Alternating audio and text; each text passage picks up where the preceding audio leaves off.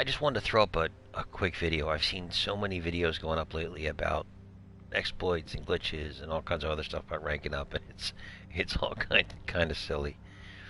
There's a there's a really easy way um, to get your character's weapons and the different specialists ranked up to mastery level, which is just really the first level, and all it really means is you've unlocked everything on it. Like as a for instance, um, for certain weapons, as soon as you get mastery 1, you've basically unlocked everything. So as an example, here's my PP 29, which I've barely used, and it's at 0. And as you can see, I'm at 1 of 14, 1 of 3, 1 of 1, and 1 of 8 for the different accessories at the bottom of the list there.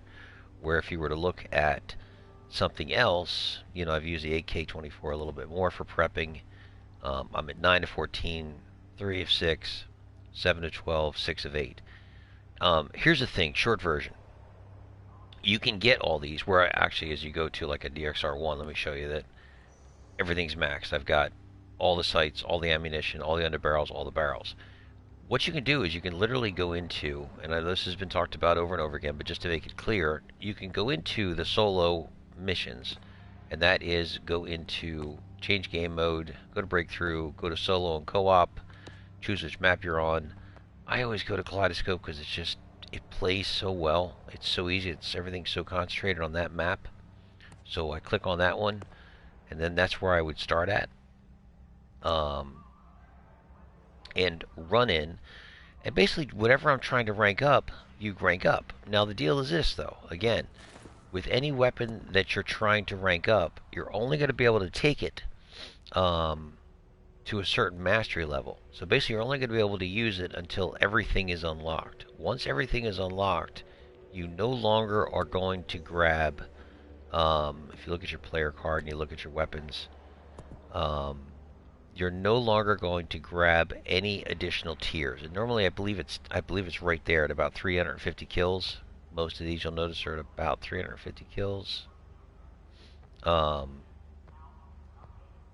Yeah, I guess I'm slacking in some places, but the ARs I made sure I got all 350 on all of them. At 350 roughly ballpark, you've unlocked pretty much everything that's in there. So like just an example, my SFAR, my MP9 and my MP5, if we went to those, MP5, you're going to notice when you look at it that everything's pretty much unlocked. I can unlock a couple more pieces with the sights. Okay, so I'm close. There's only a couple more kills, and then boom, I'm at that next level, which is why it's probably, I think it was at 348. The point is you can unlock them really pretty quickly by just going into that match and unlocking that part. The same thing can be said for your specialist. If you notice, obviously my Casper's maxed out, but I've never used McKay, so I could pretty easily go in and start messing around with McKay to get him some of his kills. And not only that, not that McKay needs to unlock anything, he doesn't. Except for, I don't have really many of his customizations unlocked, which take a couple kills. Actually, that one's pretty cool. Unlocked by Mastery, or Mastery 4. If you had something in there that you wanted, you're like, oh man, I think that's really pretty wild. I'd like to unlock that. Actually, that was pretty cool looking. 30 kills from a height advantage. Okay. So again, here's the thing. If you want to unlock that, it's really easy to jump in and just do it relatively quickly inside of those matches. And the point is this, it's not a matter of going in and trying to glitch the game or something else, especially for your weapons. It's not like you're trying to glitch the game and get, all of your stuff overnight. The point is, when you go to fight regular people, it's really nice to have some of the choices. I really like this this SFAR. And as a matter of fact, I just watched a video on it today from a guy named Cold. Shoot, I forgot the rest of Cold's name, but he talks about how this is one of most powerful weapons now. I'm looking to see if I can find his thing, and of course I can't. Oh, here he is. Yeah, it's just look for Cold Boy, but it's cold and then BWOYY, and he does a long video on this gun in particular, but I went through and basically unlocked as much of it as I could. The most important stuff was I wanted to make sure that I got the high-powered drum. Actually need to move those two.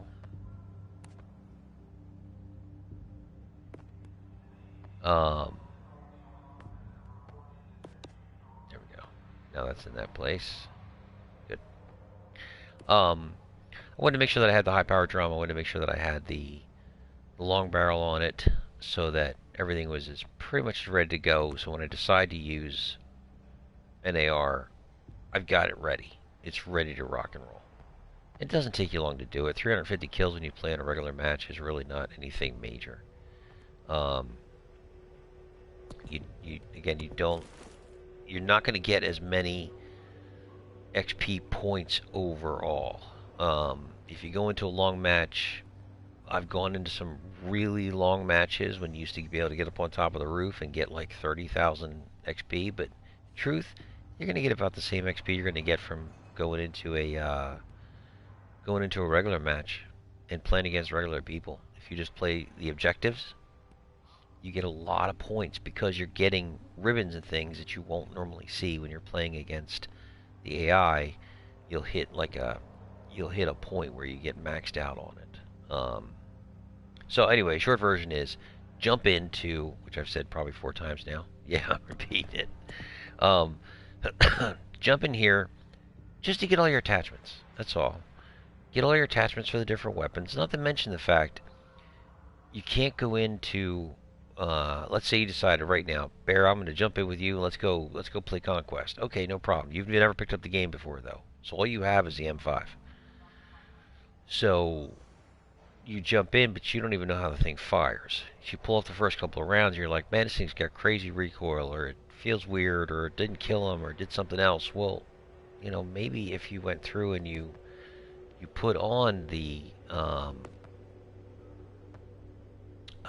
extended mag, or if you had a compensator, or if you had the right sight that felt right, or you had the right grip that gave you more accuracy, maybe you'd feel different about that weapon.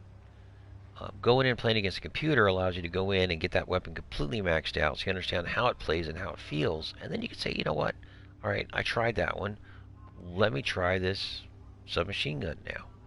Or, you know, an LMG, which supposedly LMGs now after the patch are just crazy because of all the ammo, obviously, that they carry. But in addition to that, there's less recoil than what there was before, and there's also more aim assist. So supposedly these things are crazy now. I'm still not using them. I'm still sniping, but anyway, that's the thought.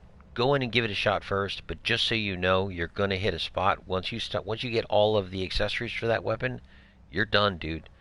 There's no more. You're not going to get any more with it. You're going to notice that your kills don't go up any higher on that weapon, because they will not let you tier a weapon inside of the solo maps. And again, if you haven't used it before, to get into it, all you do is just go to where it says, I'm on PS4 here, but hit square to hit change game mode, go to breakthrough, solo and co-op at the top. You can hit triangle to change settings. You can have beginner, intermediate, and advanced enemies. But you can also choose which map. You know, some maps play a little bit differently than others do. I would say that Kaleidoscope gives you, in the opening AB, at least on PS4 on a 64-player map, it gives you a really nice tight grouping of people and 2 different objectives that are right next to each other. It's very easy to approach and to have a lot of guys within close range and mid-range to shoot. That makes it super easy to get a ton of kills and to be able to play through. Kaleidoscope's a lot more close quarters stuff, I think. Obviously you can do some long range stuff too, but nothing when you compare it to like Hourglass or Discarded, where it's not only long range, but also there's a lot of hidden stuff. Kaleidoscope just gives you a chance to get in nice and tight with everybody, and be able to get those kills up, to unrank some stuff really quickly. So, once you're done all, it just hit select game mode, and you're good to go. For some reason, my guy changed over to this one. So, again, it doesn't really matter which guy you use, although I will say, in addition, if you play one of the characters, you will also be able to get some of their masteries unlocked, some of their levels unlocked inside of that level as well, although it doesn't really make a big difference. So again, it's only like 350 kills out of, or whatever. It's only certain parts out of it that actually count, and then they kind of shut it off. So, at any rate, I hope that this was helpful to somebody, and hope you guys found it useful. And I will catch you in the next one. I'm going to try to put some more content together in the near future here. I've gotten some good response from the past content, so hopefully you guys find this helpful. Thanks for tuning in, man. Have a good one. And happy holidays, by the way, everybody.